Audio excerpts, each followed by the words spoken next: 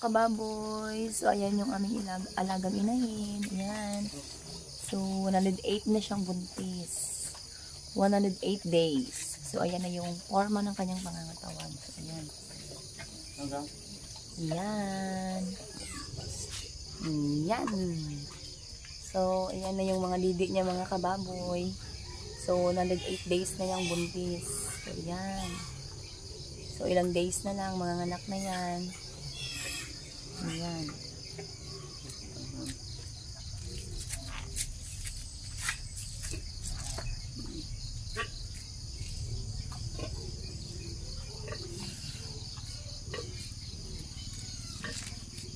Ayan.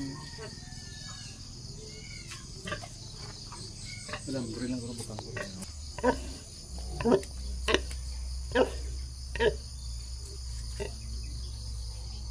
Sibuyag.